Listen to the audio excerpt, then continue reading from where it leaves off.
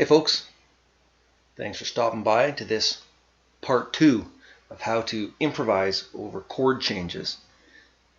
First off, just like part 1 that I did a few weeks ago, there's an assumption that you have basic music theory under your belt. You know what major scales are, where they come from, the chords in each key, how chords are built.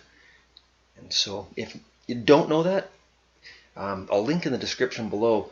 Go check out Rick Beato's channel. He's fantastic when it comes to teaching theory. So give that a go too. Anyhow, in part 1 we talked about improvising over chord changes while staying diatonic, staying within one key, but drawing out the character of each chord by targeting notes of those specific chords. This lesson is going to take that one step further, and it's going to be a chord progression all in the key of C or A minor, right? Relative minor. But it's going to have one borrowed chord. Okay? So let's get to it. So for this lesson, here is the chord progression. We have B minor 7 flat 5. We have E7 and then A minor 7. Right? So the quick analysis is B minor 7 flat 5, I'll throw the root in there, is the 7 chord in the key of C. E dominant 7 isn't in the key of C, so there's our borrowed chord. And then A minor 7, which is the 6th chord in the key of C. So B minor 7 flat 5 to E7, A minor 7 for 2 bars. Right? Pretty straightforward, just that one borrowed chord, E7. Now, again, the analysis is we're in the key of A minor from the parent key of C, but we have this E dominant 7 chord. Now, there is no E dominant 7 chord in the key of C or A minor. Okay?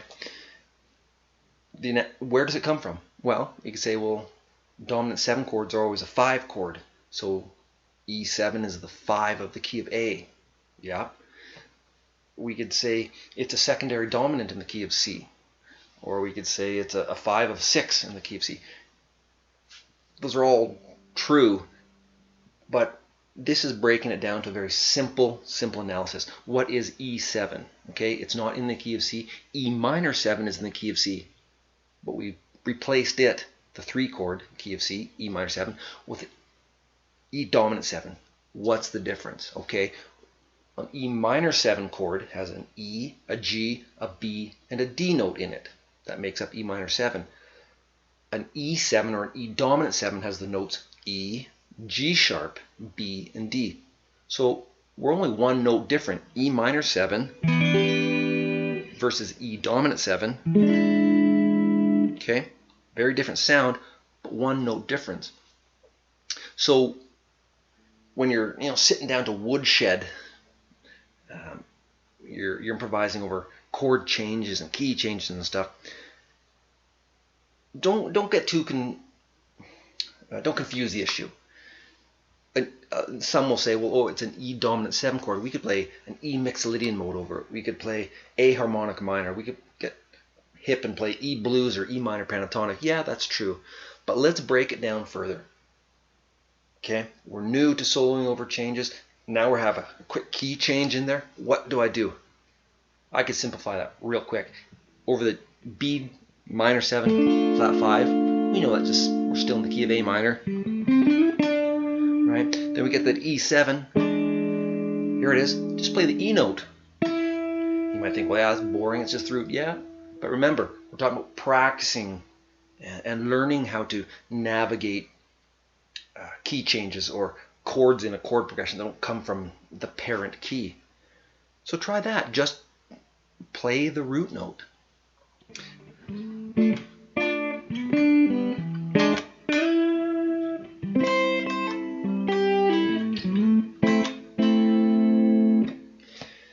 And then you can kind of move on from there. Once you play 5-10 minutes over those changes, and I should say there'll be a link to a backing track that is this exact chord progression that you can practice this over. It's a very slow slow chord changes so you have time to think it through. And so now we focused on the root note of that E7 chord. Add the third, right, which is a G sharp. So we have E and G sharp. Just use those two notes over that E7 chord. And as you go along and get more comfortable, your mind is anticipating that E7 chord come up, your ears listening for it, and your fingers are navigating the notes on the fretboard. Start with one note, then two, then maybe the whole E7 arpeggio. If you want, further down the road, after you get comfortable with that, start trying full scales like the E Mixolydian mode. But break it down simply again. A quick analysis. What in the world can I do over the E7 chord? Don't worry about what key it comes from. Nothing like that. We're in the key of A minor. We have this one borrowed chord from somewhere. Target the notes of that chord to learn how to navigate through these things.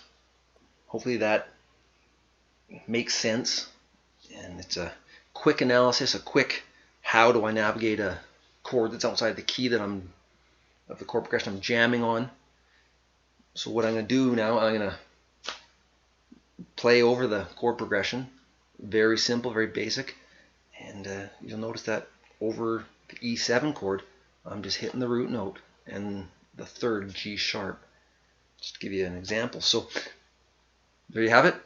Have fun with those changes. See ya.